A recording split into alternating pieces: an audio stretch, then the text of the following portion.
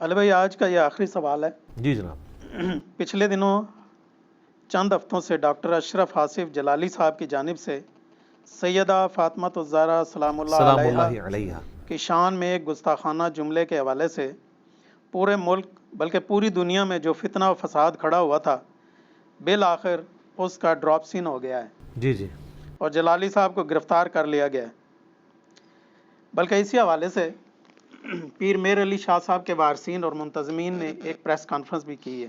ہاں جی، میں نے دیکھی ہے، جس میں انہوں نے قوم کو بتایا ہے یا اپنے مریدین کو بتایا ہے کہ جلالی صاحب نے جو اپنے جملے استعمال کیے ہیں اس میں، یا جو جھوٹ بولا ہے، اس کو ریلیٹ کیا ہے پیر میر علی شاہ صاحب کی تصانیف سے۔ تو انہوں نے اس کو بڑا پرزور اس کی مذمت کی ہے، کنڈیم کیا ہے۔ اس اختلاف کے دوران علماء کرام کی جانب سے ایک دوسرے کے خلاف جو گندی زبان استعمال کی گئی اور اپنے اپنے موقف میں جو ہٹ درمی کا مظاہرہ کیا گیا، اس کو آپ کس نگاہ سے دیکھتے ہیں؟ پلیز علماء کرام اور ان کی جذباتی پبلک کی اصلاح کے حوالے سے کچھ نہ کچھ ضرور بیان فرما دیں، اور اگر ممکن ہو تو یہ بھی بتا دیں کہ آپ نے اب تک اس موضوع پر کوئی ویڈیو کیوں نہیں بنائی، جبکہ دوسری طرف آپ اپنے آپ کو دفاع اہل بیت علیہ السلام اور صحابہ کرام کے منہج کا چیمپئن بھی سمجھتے ہیں۔ میں نے آپ کے بہت سارے لیکچر دیکھے ہیں اور شاید یہ دعویٰ کسی حد تک آپ کا درست بھی ہے۔ شکریہ، مع السلام۔ وعلیکم السلام ورحمۃ اللہ وبرکاتہ۔ پہلے تو میں دوسرے حصے کا جواب دیتا ہوں کہ میں نے اس پہ ڈسکشن اس لیے نہیں کی کہ میرا موقف 2016 کے اندر ہی جاگیر فدق کے اوپر آ چکا تھا۔ میں اس کو ایک مینیجریل ایشو سمجھتا ہوں۔ سیدنا ابوبکر صدیق رضی اللہ تعالیٰ عنہ علیہ السلام نے جو ڈیسیژن کیا وہ بھی اجتہاداً درست تھا۔ اگر سیدہ فاطمہ کی وہ بات مانتے ہوئے اس کی مینجمنٹ سیدہ فاطمہ کے حوالے کر دیتے سلام اللہ علیہا تو تب بھی درست ہوتا۔ تو یہ میرا موقف اس میں موجود ہے۔ میں اس کو وراثت والا ایشو نہیں بلکہ مینیجریل ایشو سمجھتا ہوں۔ باقی اس کے اوپر میں نے اس میں ڈسکشن کیا، آج میں نے صرف ورڈکٹ دینی تھی وہ دے دی۔ اور سیدنا عمر بن عبدالعزیز نے اپنے دور میں دوبارہ سے جو جاگیر فدق تھی وہ آل فاطمہ کے حوالے کر دی، جو اس بات کا ثبوت ہے کہ دونوں اجتہاد درست تھے اپنی جگہ۔ اب رہا ڈاکٹر اشرف آصف جلالی صاحب کا یہ کہنا کہ نعوذ باللہ سیدہ فاطمہ جب مانگ رہی تھیں تو خطا پر تھیں، یہ تو بالکل جھوٹ ہے۔ اس کی وجہ یہ ہے کہ خطا تو اس چیز کو آپ گردانتے ہیں کہ جہاں پہ پہلے کو وعید موجود ہو، پھر انہوں نے اپنے اس جملے سے بجائے رجوع کرنے کے اس کے دفاع کے اندر اس سے بھی زیادہ سخت الفاظ استعمال کیے۔ ایک کسی پرانے بزرگ اور مولوی کی کتاب اٹھا کے انہوں نے کہا جی انہوں نے لکھا، یار اس نے جو لکھ دیا وہ قرآن حدیث ہے، وہ اپنی قبر میں اللہ کو جواب دے گا۔ یزید تو ان سب سے پرانا ہے، اس کا تو باپ بھی صحابی ہے، تو اس کے کرتوت جو ہیں وہ آپ یہ پریزنٹ کریں گے وہ جو کچھ کر رہے ہیں وہ درست کر رہے ہیں۔ تو کسی بزرگ نے لکھا تو لکھا ہوگا اپنے اعمال کا خود جواب۔ اس میں نعوذ باللہ کہ جی سیدہ فاطمہ کو لقمہ حرام سے نعوذ باللہ بچا لیا حضرت ابوبکر صدیق رضی اللہ تعالیٰ عنہ نے۔ یہ سیدنا ابوبکر کے سامنے کوئی جملہ بولنے کی جرت کرے نا تو میں دیکھتا ہوں کہ وہ سلامت کیسے وہاں سے نکلتا ہے۔ صحیح بخاری میں حدیث ہے، سیدنا ابوبکر کا قول ہے کہ محمد صلی اللہ علیہ وآلہ وسلم کے قرب کو آل محمد کے قرب میں ان کی محبت میں تلاش کرو۔ اور اس حدیث کو امام بخاری امہات المومنین کے چیپٹر میں نہیں لے کے آئے، حالانکہ وہ بھی اہل بیت تھیں، حسن و حسین کے چیپٹر میں لے کے آئے تاکہ کسی ناسبی کو اگر وہم آئے نا کہ یہ امہات المومنین کے بارے میں حضرت ابوبکر نے کہا، نہیں، وہ سیدنا حسن و حسین فاطمہ اور مولا علی کے بارے میں سیدنا ابوبکر یہ بات کہہ رہے تھے۔ اور یہ صحیح بخاری شریف ہے، مولانا شریف، کہانی شریف، بابا شریف، بزرگ شریف نہیں ہے۔ تو سیدنا ابوبکر رضی اللہ تعالیٰ عنہ علیہ السلام کا تو یہ احترام کا لیول تھا سیدہ فاطمہ کے حوالے سے۔ آپ کسی صحابی کا نہیں دکھا سکتے کبھی انہوں نے دعویٰ کیا ہو کہ ہم اہل بیت سے افضل ہیں، نعوذ باللہ، کسی نے کبھی جرت نہیں کی ہے۔ اور ہمارے محدثین بھی آپ دیکھیں فضائل کے اوپر جب باب باندھتے ہیں، ایون اہل بیت کے معاملے میں جب آتا ہے تو ازواج مطہرات پہ علیحدہ چیپٹر باندھتے ہیں اور اہل بیت پہ علیحدہ باندھتے ہیں، حالانکہ ازواج مطہرات بھی اہل بیت ہیں لیکن وہ فرق کرتے ہیں۔ اور یہ مسئلہ افضلیت بھی جو ہے یہ ایک ضمنی مسئلہ ہے، اس کے اوپر کوئی آپ اس بنیاد پہ کوئی ہنگامہ نہیں کھڑا کر سکتے کہ آپ کسی کو رافضی کہنا شروع کر دیں یا کسی کو ناصبی کہنا شروع کر دیں۔ تو اشرف جلالی صاحب نے اپنی بات کو جو ان کی زبان سے نکل گئی، سلپ آف ٹنگ ہو جاتا ہے، کوئی ایسا مسئلہ نہیں ہے، بندہ رجوع کر لے، اس کو ڈیفینڈ کرنے کے لیے بعد میں جتنی بھی کانفرنسز کی ہیں میں نے ایک ایک کو بڑے غور سے سنا ہے۔ معذرت کے ساتھ میں تو اس رزلٹ پہ پہنچا ہوں کہ وہ اس پورے ایپیسوڈ کے اندر شیطان کے ہتھے چڑھ گئے، اور تھوڑی بہت جو انہوں نے عزت کمائی تھی اپنے مکتب فکر میں وہ بھی گنوا دی، اور انہوں نے سیدنا آدم علیہ نبینا علیہ الصلوۃ والسلام کی جو اجتہادی خطا تھی اس کے ساتھ ریلیٹ کیا سیدہ فاطمہ کی خطا کو، نعوذ باللہ من ذالک۔ بھئی قرآن حکیم میں 7 مقامات پہ قصہ آدم اور ابلیس آیا ہے، اور اللہ تعالیٰ نے واضح طور پر سورۃ البقرہ میں اور سورۃ الاعراف میں تو ڈیٹیل کے ساتھ یہ بتایا کہ ہم نے آدم کو منع کیا تھا کہ یہ نہ کرنا، اس کے باوجود انہوں نے خطا کی، تو یہ تو سمجھ آتا ہے کہ ان سے اجتہادی خطا ہوئی۔ سیدہ فاطمہ کو نبی علیہ السلام نے یا اللہ تعالیٰ نے کہاں پہ منع کیا ہوا تھا کہ تم نے جا کے حضرت ابوبکر صدیق کے ساتھ باغ فدق کا مطالبہ نہیں کرنا؟ یہ کہاں منع کیا تھا؟ جب منع کیا نہیں تھا تو خطا کہاں سے ہو گئی؟ آپ کی بنیاد ہی غلط ہے۔ اگر اسی طریقے سے خطا مان لی جائے نا تو پھر تو کئی ایک خطائیں مانی جائیں گی، نعوذ باللہ۔ حضرت موسیٰ علیہ السلام کا اللہ تعالیٰ سے ریکویسٹ کرنا کہ میں تجھے دیکھنا چاہتا ہوں، تو اس کو نعوذ باللہ آپ گناہ کہہ دیں گے؟ نہیں، ان کی خواہش کا انہوں نے اظہار کیا، اللہ نے کہیں منع تو نہیں کیا ہوا تھا۔ ہاں، جہاں پہ منع کیا ہوتا ہے وہاں پہ آپ کہہ سکتے ہیں کہ کسی معاملے میں اجتہادی خطا والا عنصر ہو، لیکن یہاں پہ تو سیدہ فاطمہ کے اوپر جھوٹا الزام لگایا اور پھر نعرے لگوا رہے ہیں جی بے خطا بے گناہ جو ہے وہ زہرا زہرا۔ چلے، انہوں نے اپنی محبت کا اظہار کیا ہے، اس میں کوئی حرج نہیں ہے، لیکن یہ کہنے کی ضرورت ہی نہیں تھی۔ یہ خطاب پہ آپ نے خود ڈکلیئر کیا اور اب آپ خود ہی یہ کہہ رہے ہیں۔ یہ تو اسی طریقے سے ہے کہ کسی نیک پرہیزگار عورت کے بارے میں آپ یہ کہنا شروع کر دیں یہ اتنی شریف ہے کہ آج تک کسی مرد کے ساتھ نہیں بھاگی، یہ اتنی شریف ہے کہ اس نے کبھی منہ کالا نہیں کیا، تو یہ آپ تعریف کر رہے ہیں اس کی یا اس کی توہین کر رہے ہیں؟ اور بھئی لوگ کہیں گے کہ اس پہ آج تک الزام کوئی لگا ہے اس طرح کا کہ تو اس کی تعریف اس طریقے سے کر رہا ہے؟ تو اس کے ساتھ میں کمپیئر نہیں کروا رہا، یہ مثال میں نے سائیڈ پہ دی ہے۔ سیدہ فاطمہ پہ کب کسی نے الزام لگایا ہے کہ وہ خطا پہ تھیں؟ اگر کسی ملے نے لگایا ہے، کسی بابے نے لگایا ہے تو اس کی کوئی اہمیت نہیں ہے۔ آپ قرآن و سنت سے آ کے بات کریں، آپ اس لیول پہ آگے چلے گئے اور پھر اسے ڈال دیا پیر میل شاہ صاحب کے کھاتے میں۔ دیکھیں، پیر میل شاہ صاحب سے مجھے بنیادی طور پہ عقیدوں میں کئی معاملات میں اختلاف ہے، لیکن اس کے باوجود میں ڈنکے کی چوٹ پہ ہمیشہ یہ کہتا ہوں کہ پیر میر علی شاہ صاحب میں جتنی ٹالرنس تھی نا وہ آج کے بریلویوں میں نہیں ہے۔ وہ خود بریلوی نہیں تھے، وہ ہم اثر ہیں، اس لیے آپ دیکھیں ان کے مریدین ان کو اعلیٰ حضرت کہتے ہیں، اعلیٰ حضرت گولڑوی، ٹھیک ہے، کیونکہ ان کی ڈیتھ ہوئی ہے 1937 میں اور احمد بریلوی صاحب کی ڈیتھ ہوئی ہے 1921 میں، ایک ہی زمانے میں تھے۔ اور پیر میل شاہ صاحب بڑی عزت کرتے تھے احمد بریلوی صاحب کی، ان کی آپس میں خط و کتابت بھی ہے، لیکن دونوں ایک لیول کے ہیں۔ بلکہ ٹالرنس کا اگر لیول دیکھیں تو پیر میل شاہ صاحب کو میں ایک سٹیپ اوپر مانتا ہوں۔ ثناء اللہ امرتسری جو اہل حدیث عالم تھے، جو قادیانیت کے خلاف ڈٹے، وہ گولڈا میں ملنے کے لیے آئے پیر میل شاہ صاحب کو، یہ ان کے اپنے بچوں نے ان کی سوانے میں لکھا ہے، گولڈے والوں کے، جو ان کے اوپر کتاب ہے۔ بلکہ پیر نصیر الدین صاحب رحمہ اللہ تعالیٰ نے ایک ویڈیو میں بھی یہ واقعہ سنایا، تو انہوں نے اپنے مصلے پہ کھڑا کر دیا تھا اور خود پیچھے نماز پڑھی۔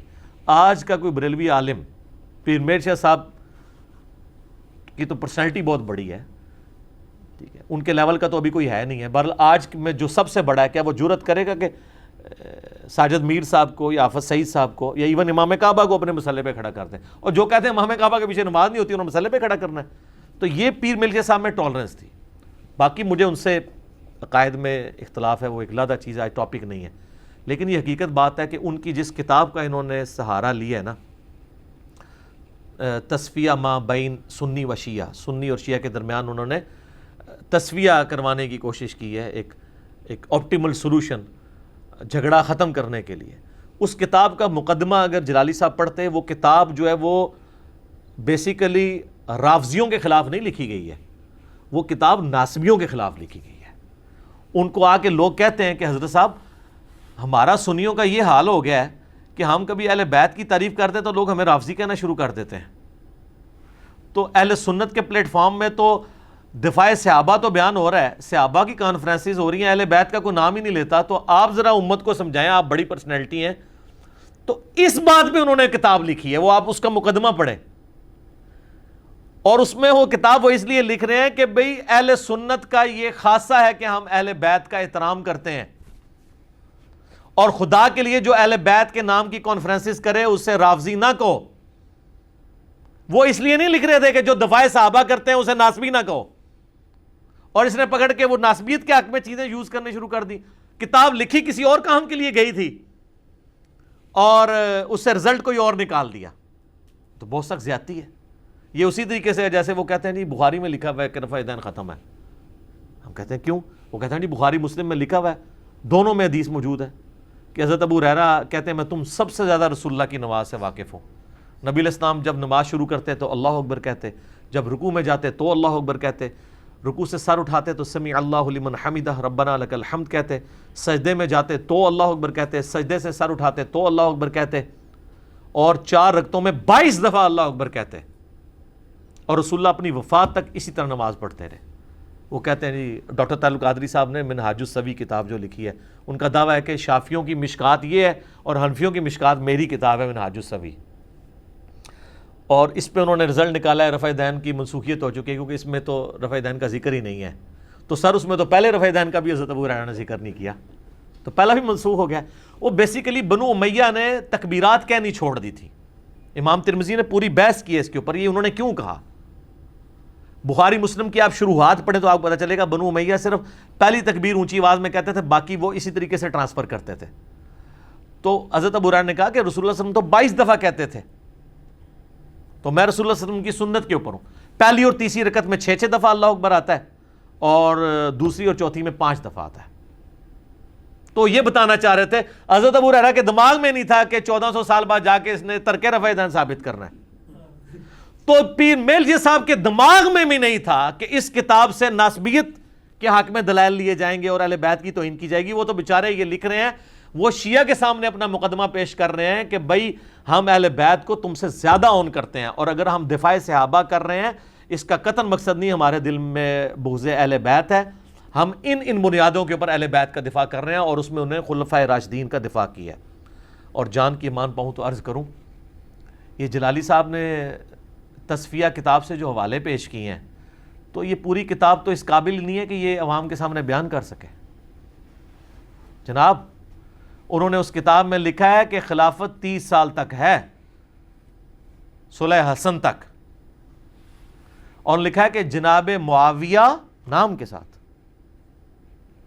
یہ علیحدہ بات ہے کہ وہ اس کتاب کو کمپائل کرنے والے کو ہاتھ پاؤں پھول کے اس نے حاشیے پھر بڑے لمبے لگائے ہیں، لیکن وہ پیر میرے صاحب کے الفاظ نہیں. انہوں نے لکھا جناب معاویہ کی حکومت اور بعد میں آنے والی جتنی حکومتیں بنو امیہ اور بنو عباس کی ہیں وہ اس فضیلت سے خارج ہیں جو سورہ نور میں آیت استخلاف، جس میں نے پورا لیکچر دیا ہے خلافت راشدہ کے 30 سال 2 حصوں میں دیا تھا. نہج البلاغہ کی روشنی میں شیعہ کی کتاب سے 5 مولا علی کے خطبے میں نے پیش کیے تھے، اور اس کا پارٹ بی میں نے دیا تھا اہل سنت کی کتابوں سے. تو وہ کہتے ہیں کہ یہ آیت استخلاف میں جس میں اللہ نے یہ وعدہ کیا ہے کہ میں اہل ایمان کو زمین میں حکومت دوں گا، تو اس حکومت کے مصداق سیدنا ابوبکر، عمر، عثمان و علی ہیں.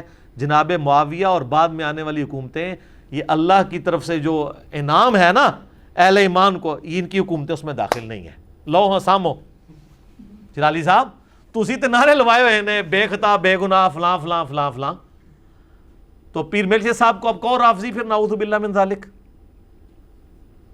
پھر انہوں نے وہ واقعہ بھی نقل کیا ہے کہ جب حضرت ابوبکر کی بیعت ہوگی تو ابو سفیان نے مولا علی سے کہا کہ یہ تو چھوٹے خاندان کے بندے کو خلیفہ چن لیا ہے، میں مدینے کی گلیوں کو پیادوں اور سواروں سے بھر دیتا ہوں اور تمہیں خلیفہ چنا جائے. تو حضرت علی نے کیا کہا تھا کہ تو وہی لے کے آئے گا جو رسول اللہ کے خلاف تو لے کے آیا کرتا تھا. یہ واقعہ پیر میل شاہ صاحب نے ابو سفیان کے بارے میں نقل کیا ہے. یہ تو چھڑ جاتے ہیں اس واقعے سے. یہ میں نے صرف 2 نمونے پیش کیے ہیں اس کتاب کے. اس کتاب پہ 1 گھنٹہ بولا جا سکتا ہے, تصفیہ کتاب جو پیر میل شاہ صاحب کی. تو اس کتاب سے حوالے پیش تو تب کریں نا, اور یہ حوالے جب پبلکلی سامنے آئیں گے, ٹھیک ہے, تو ان کو ہاتھ پاؤں پڑ دیں گے. میں انشاءاللہ کوشش کروں گا کہ اس کا جب کلپ چڑھے تو ہم اس میں JPG بھی تصفیہ کے ڈال دیں, اور ان کو بتائیں کہ یار آپ پیر میل شاہ صاحب تو ماشاءاللہ محب اہل بیت تھے, ٹھیک ہے نا. انہوں نے اس کتاب میں شیعہ کے سامنے اپنا مقدمہ پیش کیا ہے کہ ہم اہل سنت محب اہل بیت ہیں, اور اگر ہم صحابہ کا دفاع کرتے ہیں تو کیوں کرتے ہیں. صحابہ کا دفاع اہل بیت کا دفاع ہے, اور اہل بیت کا دفاع صحابہ کا دفاع ہے. اور ظاہر ہے جب بھی کوئی اس کام کو ہاتھ ڈالے گا نا تو اس کی مجبوری ہے کہ وہ حضرت علی کے بعد والی جو حکومتیں ہیں نا ان سے اس کو ہاتھ اٹھانا پڑے گا. ظاہر ہے سر, یہ تو نیچرل چیز ہے, ورنہ تو آپ مقدمہ پہ آپ تحفہ اثنا عشریہ شاہ عبدالعزیز محدث دہلوی کی دیکھیں, اس میں جو امیر شام کے بارے میں جتنے سخت کامنٹس ہیں, ٹھیک ہے. علامہ وحید الزمان صاحب نے, نواب صدیق حسن بھوپالوی صاحب نے لکھا ہے کہ امیر شام کی جنگ سیدنا علی کے خلاف دنیا کی لالچ سے خالی نہیں تھی, ٹھیک ہے, اتنے. اور شیخ البانی نے نواب صدیق حسن بھوپالوی کو امام لکھا ہے, حالانکہ وہ عرب کے ہیں, اس اجمی کو امام مانتے ہیں, اور اہل حدیث بھی ان کو مانتے ہیں. ساری یہ یہاں پہ جتنے اہل حدیث کا کام پھیلا ہے نواب صدیق حسن بھوپالوی کی وجہ سے, کیونکہ انہوں نے بھوپال کے جو نواب تھا اس کی لڑکی کے ساتھ ان کا نکاح ہو گیا, تو بیچارے غریب سے مولانا تھے, اس کی وجہ سے ان کو امارت مل گئی, انہوں نے کتابوں کے ترجمے کرائے, اور عالم تو بہت بڑے تھے. تو اہل حدیث کی اس وقت جتنی بہاریں ہیں نا یہ ساری نواب صدیق حسن بھوپالوی کی وجہ سے ہیں. تو وہ تو سارے کے سارے سیدنا علی کو اون کرنے والے ہیں. تو ہم جب ان کے پیش کرتے ہیں, یہ سارے ہی رافضی ہو گئے ہوئے تھے. جس طرح یہ کہتا ہے جناب فلاں بھی رافضی, فلاں بھی رافضی, فلاں بھی رافضی, تو تیرے ساتھ تو کوئی بھی نہیں کھڑا ہوا, ٹھیک ہے. میرا اپنا ذاتی خیال ہے کہ چونکہ انہوں نے کچھ عرصہ پہلے مولا علی کے مقابلے کے اوپر امیر شام کو بلند کیا, تو مجھے خدشہ تھا کہ ایک نہ ایک دن آئے گا کہ اس کی سزا اس کو دنیا میں ملے گی. اور وہ جی گلے پڑ گئی ہوئی ہے نا جی. اب رہا ان کا مسئلہ گالی گلوچ والا, تو یہ بات ماننے والی ہے کہ اس پورے ایپیسوڈ میں ان کی طرف سے گالی گلوچ اس طرح نہیں ہوئی جلالی صاحب کی طرف سے, ان کے مخالفین کی طرف سے ہوئی ہے. اب مخالفین کی طرف سے جو آئی ہے میں اس کو بھی مکافات عمل ہی سمجھتا ہوں, کیونکہ یہ وہی جلالی صاحب ہیں جنہوں نے اپنے ساتھ گالیوں والی سرکار کو بٹھا کے ڈاکٹر طاہر القادری صاحب کو, باقی علماء کو گالیاں کتنی گندی دلوائی تھیں. تو اس وقت یہ انڈورس کر رہے تھے نا, کیونکہ یہ خاموش تھے اس کے اوپر. تو جب آپ یہ گندی گالیاں دلواتے ہیں لوگوں کو, اور آپ کو ہی اپنے پیر خانے سے وہ گندی گالیاں پڑتی ہیں, تو آپ کو پریشان نہیں ہونا چاہیے. آپ نے جو بویا تھا وہ آپ کے سامنے آ گیا. ہم تو دونوں کو کنڈیم کرتے ہیں. آپ کو اپنے اعمال کی سزا مل رہی ہے, کیونکہ آپ نے یہ فضا کریٹ کی تھی. جو بخاری مسلم میں آتا ہے, کوئی شخص اپنے باپ کو گالی نہ دے. صحابہ نے کہا کون اپنے باپ کو گالی دے گا؟ فرمایا جب تم کسی کے باپ کو گالی دو گے اس کے جواب میں وہ تمہارے باپ کو گالی دے گا, گویا کہ تم نے اپنے باپ کو گالی دی. تو انہوں نے چونکہ گالیاں دی تھیں, ایک کلچر کریٹ کیا تھا. اور میں آج کل بریلویوں کے پیجز دیکھ رہا ہوں نا, اور یوٹیوب کے اکاؤنٹس, تو وہ اپنے انہی علماء کی گالیاں اپلوڈ کر کے کہہ رہے ہیں دیکھیں ان لوگوں کی زبان ہے. اور وہ ویڈیوز اس وقت کی ہیں کہ جب ہم کہتے ہیں کہ گالیاں کو نکال رہے ہیں, اب ان کو گالیاں نظر آ رہی ہیں, پہلے نہیں نظر آ رہی تھی. پہلے تو کہتے ہیں گالیاں دینا ثواب کا کام ہے, اور نعوذ باللہ یہ اللہ کی سنت ہے, رسول اللہ کی سنت ہے, حضرت ابوبکر کی سنت ہے. اس پہ میرا یوٹیوب پہ کلپ ہے, میں نے کیا گستاخوں کو گالیاں دینا ثواب کا کام ہے. میں نے ان کی ایک ایک دلیل کی 2 نمبری بتائی ہے کہ آؤٹ آف کانٹیکسٹ یہ چیزیں پیش کرتے ہیں, ایک ایک چیز کا جواب دیا ہے. اولادہ سے آج میرا ٹاپک نہیں ہے, میں نے اس کے اوپر ویڈیو ریکارڈ کروا دی تھی. تو آج اگر گالیاں پڑ رہی ہیں تو مکافات عمل ہے. باقی رہا ہے گرفتاریوں والا معاملہ, تو فساد فی الارض کے کانٹیکسٹ میں اگر کسی شخص کی زبان اس لیول تک ہے کہ وہ یعنی اہل بیت کے بارے میں, رسول اللہ صلی اللہ علیہ وآلہ وسلم کے بارے میں اپنی طرف سے باتیں کر رہا ہے. ایک تو ہے جو کتاب و سنت میں ہے, وہ تو پورے کا پورا قرآن ہی ایک مکتبہ فکر کو برا لگتا ہے, کیونکہ وہ سمجھتا ہے کہ یہ ہمارے خلاف نازل ہوا ہے جو توحید کے اوپر آیات ہیں. بخاری مسلم ایک مکتبہ فکر کو بری لگتی ہے, وہ سمجھتے ہیں کہ یہ اس میں جو نماز کا طریقہ لکھا ہے تو بالکل ہمارے الٹ لکھا ہوا ہے. ٹھیک ہے، وہ تو سب کو ہی برا لگے گا. میں وہ بات کر رہا ہوں جو اپنی طرف سے یہ دین کے اندر چیزیں انجیکٹ کر رہے ہیں. اس کے تحت اگر گورنمنٹ کوئی معاملات کرنا چاہتی ہے تو اس کو دیکھنے کی ضرورت ہے، کوئی ایسی ایکٹیویٹی پرفارم نہ کرے کہ اس سے فساد فی الارض بڑھ جائے بجائے کم ہونے کے. میں سمجھتا ہوں کہ گرفتاریاں کوئی حل نہیں ہے. اس کی بجائے گورنمنٹ کا کام ہے کہ جو مولوی اس طریقے سے آپس میں لڑ رہے ہیں نا، ان کو گورنمنٹ کے فورم کے اوپر بٹھا کے علمی ڈسکشن مجادلہ کروا دیا جائے. ورنہ گرفتاریوں کا اگر یہ سلسلہ شروع ہوا نا تو یہ پھر تھمے گا نہیں. ایک دوسرے کروائیں گے. اب دیکھیں ایک دوسرے کی پرانی گستاخیاں نکال کے وہ اپلوڈ کر رہے ہیں. تو وہ والی گستاخیاں کر رہے ہیں. جب ہم کہہ رہے تھے گستاخی یہ مانتے نہیں تھے، اب وہ چونکہ ان کے مخالف ہو چکے ہیں، وہ ان کی گستاخی کر رہے ہیں. دیکھو جس نے یہ کیا کہہ دیا، دیکھو جس نے یہ کیا کہہ دیا. تو وہ ساری باتیں انہوں نے خود کی ہوئی ہیں. ہم تو آپ کو بتاتے ہیں کہ ان کے بھی جو پرانے بزرگ تھے نا، جو آپ دونوں لڑنے والی پارٹیوں کے مشترکہ بزرگ ہیں، انہوں نے بھی بڑے بڑے کام ڈالے ہوئے ہیں، اپنے ناموں کے کلمے پڑھوائے ہوئے ہیں. اس پہ میری ویڈیوز موجود ہیں. میں نے کتنے والے دیے، کشف المحجوب سے، حشد بہشت سے. اور میں پھر بار بار یہی کہوں گا کہ میں بزرگوں پہ حسن ظن رکھتا ہوں، وہ دنیا سے جا چکے ہیں. کتابوں میں تو موجود ہے، تو چھاپنے والے تو مجرم ہے نا. ٹھیک ہے، تو اس سارے ایپیسوڈ کے اندر میرا تو اوپینین یہی ہے کہ گندی زبان استعمال نہیں کرنی چاہیے. علمی ڈسکشن کو علمی رہنا چاہیے اور علمی ڈیبیٹس ہونی چاہیے. یہ جو لوگ کہہ رہے ہیں نا اس طرح کی باتیں پبلک میں ڈسکس نہ ہو، پبلک میں میرے بھائی اب سب کچھ ڈسکس ہوگا. یہ جو مشاجرات صحابہ والے احمد بن حنبل کے فتوے ہیں نا، یہ اس زمانے کے لیے تھے جب لوگوں کو یہ نہیں پتا تھا ساتھ والے گاؤں میں کون مر گیا. دنیا کے کسی گاؤں میں کوئی بندے نے چھینک لی ہے نا تو وہ یوٹیوب کے اوپر آ جاتی ہے کہ اس نے آج چھینک لی اتنے بجے. اس زمانے میں جب کہ فتنوں کا دور اس اعتبار سے ہے کہ جو بد عقیدہ لوگ ہیں وہ اپنی بد عقیدگی پھیلا رہے ہیں، تو جو اپنے آپ کو خوش عقیدہ سمجھتے ہیں ان کو چاہیے کہ وہ علمی فورم پہ ان چیزوں کے جواب دیں. اور اس میں بڑی آسان چیز یہ ہے کہ اگر ایک فورم پہ نہیں بیٹھنا چاہتے، یہ نہ کل کو مجھے کہتے ہیں تسی بھی آگے ببو، میں تو بیٹھنے والا نہیں ہوں. ویڈیو ایک طرف سے بنے وہ علمی دلائل رکھیں، دوسری طرف سے ویڈیو کے جواب میں علمی دلائل رکھیں، عوام الناس فیصلہ کریں. ہمارا کام صرف علمی دلائل رکھنا ہے، منوانا نہیں ہے. یہ جو کہتے ہیں ڈنڈا لے کے پیچھے پڑ دیتے ہیں کہ تو بھی مان، یہ بات غلط ہے. اور پھر یہ کہنا کہ اب یہ چونکہ اس نے یہ کر دیا اب یہ واجب القتل ہو گیا، یہ بھی غلط ہے. اگر کوئی اپنی بات کی تعویل کرتا ہے تو اسے بینیفٹ آف ڈاؤٹ دینا چاہیے. آپ اپنا موقف ضرور رکھیں، آپ لوگوں کو ایجوکیٹ کریں کہ اس نے یہ بات کی ہے، یار یہ بات کتاب و سنت کے خلاف ہے، یہ گستاخی کے زمرے میں ہے. وہ آگے سے کہتا ہے نہیں میرا کہنے کا مقصد یہ نہیں تھا. اور میں بتاؤں ناسبیت اہل سنت میں اہل حدیث کے ہاں سب سے زیادہ تھی. اہل حدیث سے مراد موجودہ اہل حدیث، پرانے اہل حدیث جو تھے نا ان سے بڑا کوئی محب اہل بیت نہیں تھا آج کل کے. اور دیوبندیت کے ہاں تھی. بریلویت تاحال اس سے محفوظ تھی کافی حد تک، لیکن ان لوگوں کی مس ہینڈلنگ کی وجہ سے اب بریلویت میں بھی ناسبیت آنا شروع ہوئی. تو یہ کوئی ٹرینڈ اچھا ٹرینڈ نہیں ہے. ایک مکتبہ فکر جو اہل بیت کے لیے اتنی رسپیکٹ رکھتا تھا سنی ہونے کے باوجود، اگرچہ اس رسپیکٹ میں بعض کا غلوب بھی کر جاتے ہیں، لیکن ایٹ لیسٹ ناسبیت والا عنصر نہیں تھا. جب آپ اس طرح کے ایٹیچیوڈ کریں گے، آپ صلح حسن کے دن، آپ 10 محرم کے دن فضائل امیر معاویہ رضی اللہ تعالیٰ عنہ کانفرنس کروائیں گے، تو سر کوئی اور دن رکھ لیں یار، یہ اس دن نہ کریں، نہ مسلمانوں کے دل دکھائیں. پھر آپ ایک خاص بریلویوں کی مذہبی جماعت کو یعنی دعوت اسلامی کو ابھاریں گے کہ وہ نعرے لگوائیں بے خطا بے گناہ فلاں فلاں، اور اتنی مسجدیں ہم اس نام پہ بنوائیں گے. تو میں پوچھتا ہوں اتنی مسجدیں پہلے آپ نے خلفائے راشدین کے نام پہ بنوا لی ہوئی ہیں، اس کے بعد عشرہ مبشرہ کے نام پہ بنوا لی ہوئی ہیں، اس کے بعد اصحاب بدر کے نام پہ بنوا لی ہوئی ہیں کہ آپ فتح مکہ پہ جو معافی مانگ کے جو لوگ مسلمان ہوئے ہیں ہمارے لیے تو قابل عزت ہی ہیں، ہم سے بہتر ہی ہیں، کہ ان کے نام پہ ہم مسجدیں بنوا رہے ہیں اور آپ کو کوئی بندہ ہی نہیں ملا.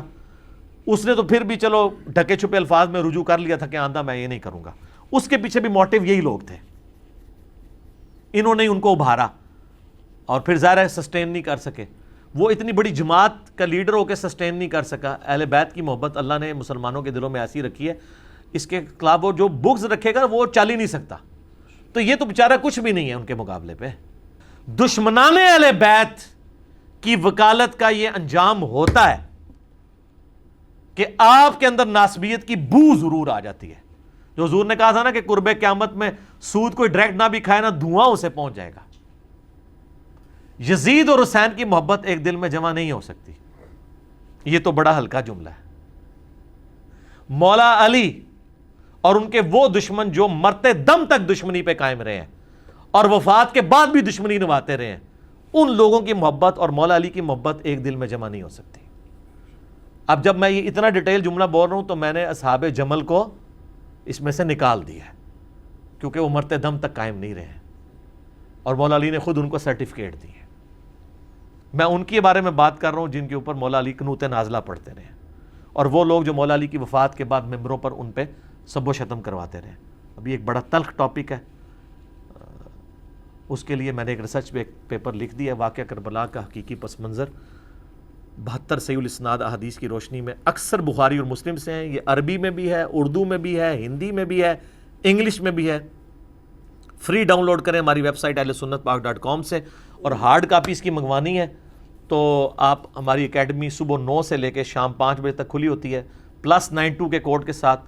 پاکستان میں کریں گے تو ڈائریکٹ کریں 032159000162، 032159000162، ہارڈ کاپی آپ کے گھر یہ پہنچ جائے گی۔ یہ ریسرچ پیپر اور 8 ریسرچ پیپر اس کے ساتھ ہیں، اور 3 اذکار کارڈ، 12 کا پورا بنڈل صرف 300 روپے میں TCS آپ کے گھر آئے گا۔ صرف TCS کا خرچہ 300 زیادہ بنتا ہے اگر آپ عام پتہ کر لیں تو یہ آپ کے گھر آلموسٹ آپ سمجھ لیں فری آیا ہے۔ 200 احادیث اس میں نے کربلا کے بارے میں جمع کی ہیں۔ سیدنا عمر رضی اللہ تعالیٰ عنہ علیہ السلام کی شہادت سے لے کے شہادت کربلا تک سارے ٹاپکس کور کیے ہیں۔ اکثر حدیثیں بخاری مسلم سے ہیں، بخاری مسلم کے جو علاوہ حدیثیں ہیں نا، ترمذی، ابو داؤد، نسائی، ابن ماجہ، مسند احمد، حاکم کی، اس میں نے دور حاضر کے بڑے بڑے محدثین، شیخ البانی، شیخ زبیلیزئی، شیخ شعیب ارناؤت رحمہم اللہ اجمعین، شیخ سلیم اسد اور باقی حدیث کی فیلڈ کے جو امام ہیں ان کی تحکیم لگائی ہے، یعنی جو اس فیلڈ کے ایکسپرٹ ہیں ان کی تحکیم لگائی ہے۔ یہ منگوا کے آپ پڑھیں تو آپ کو پتہ چلے کہ سچائی کیا ہے۔ اس میں نے ثابت کیا ہے کہ خلفائے راشدین اصل میں کون ہے، خلافت کتنے عرصے تک رہے گی نبی الاسلام کے حکم کے مطابق۔ پھر سیدنا عثمان کی شہادت کے اصلی اسباب کیا تھے؟ ایک تو جعلی اسباب، وہ جی ایک عبداللہ ابن سبا تھا جو بعد میں آیا، وہ اس کھاتے میں ڈال دیا۔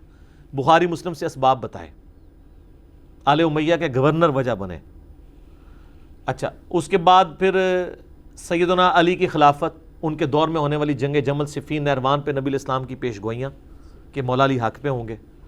اس کے بعد صلح حسن اور اس کے اسباب اور کیا شرائط تھیں۔ اس کے بعد پھر حضرت معاویہ کے دور ملوکیت کے اندر کیا کچھ ہوا، احادیث کی روشنی میں، حکمرانوں کی لکھوائی ہوئی تاریخ نہیں، بخاری مسلم کی روشنی میں۔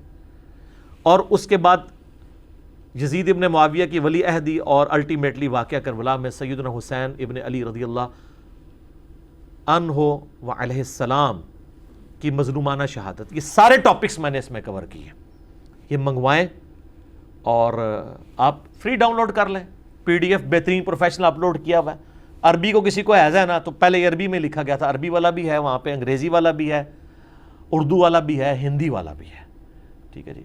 ابھی ایک بھائی نے فارسی میں بھی کام کر دیا، انہوں نے مجھے رف کر کے بھیجا ہے، اور اس طریقے سے پشتو کے اوپر بھی لوگ اپنے طور پہ کام کر رہے ہیں۔ ہر حدیث کا نمبر ہم نے انٹرنیشنل جو اس وقت سافٹ ویئر میں چل رہے ہیں، جو عربی کتابوں میں نمبر جو یہاں دارالاسلام کی رکھے ہیں، وہ آپ کاؤنٹر ویریفائی خود کریں اور ایک ایک چیز دیکھیں، اور خدا کے لیے ناسبیت سے توبہ کریں۔ میں اپنی گفتگو کو کنکلوڈ کروں گا امام محمد ابن ادریس الشافعی رحمہ اللہ کے اس شعراء فاک شعر کے اوپر، ان کان رفضا حب آل محمد فلیشہد الثقلان انی رافضی، اگر اہل بیت کی محبت کا نام رافضی ہونا ہے تو اے جن و انس گواہ ہو جاؤ کہ میں رافضی ہوں۔ تو امام شافعی کو انہوں نے نہیں چھوڑا کیونکہ وہ امام موسیٰ کاظم کے شاگرد تھے، اہل بیت سے محبت رکھتے تھے، اور ان کے اوپر بھی انہوں نے فتویٰ لگا دیا رافضیت کا، تو ان سے بڑا تو کوئی سنیوں کا امام ہی نہیں ہے۔ باقی جتنے امام ہیں وہ ایک ایک فیلڈ کے امام ہیں۔ امام حنیفہ فقہ کے امام ہیں، حدیث کے نہیں ہیں۔ یہ شافعی وہ ہیں جو منطق کے امام، حدیث کے امام، فقہ کے امام، اور صرف 55 سال عمر، اور رہتی دنیا تک اثرات چھوڑے ہیں۔ ایون امام بخاری، امام مسلم بھی فیض ہیں امام شافعی کا، کیونکہ شافعی کے شاگرد تھے احمد بن حنبل، اور ان کے آگے سے یہ لوگ شاگرد ہیں۔ یہ سب کچھ امام شافعی کی برکتیں ہیں، اور یہ اہل بیت کا فیض ہے الحمدللہ۔ تو اگر یہ گالی دینی ہے تو انہوں نے آج دیکھ لیں جو علماء اہل بیت کے دفاع پہ کھڑے ہوئے ہیں، دیوبندیوں میں طارق جمیل صاحب کھڑے ہوئے ہیں حفظہ اللہ تعالیٰ، ان کو انہوں نے گالی دی۔ ڈاکٹر طاہر القادری صاحب کھڑے ہوئے حفظہ اللہ تعالیٰ، ان کو انہوں نے گالی دی بریلویوں میں، اور اہل حدیث میں مولانا اسحاق مدنی رحمہ اللہ تعالیٰ کھڑے ہوئے، ان کو انہوں نے گالی دی، الٹیمیٹلی یہ سب کے سب بس گالیاں دے کے چپ کر جاتے ہیں، پبلک ان کو فالو کر رہی ہے۔ یہ اذانیں شروع ہوا چاہتی ہیں، اسی پہ ہم کنکلوڈ کرتے ہیں۔ اللہ تعالیٰ سے دعا ہے جو حق بات میں نے کہی اللہ تعالیٰ ہمارے دلوں میں راسخ فرمائے، اگر جذبات میں میرے منہ سے کوئی غلط بات نکل گئی اللہ تعالیٰ ہمارے دلوں سے محو کر دے، ہمیں معاف بھی فرما دے، ہمیں کتاب و سنت کی تعلیمات پر عمل کر کے دوسرے بھائیوں تک پہنچانے کی توفیق عطا فرمائے۔ سبحانک اللہم و بحمدک، اشہد ان لا الہ الا انت، استغفرک و اتوب الیک، وما علینا الا البلاغ المبین۔ جزاکم اللہ خیرا۔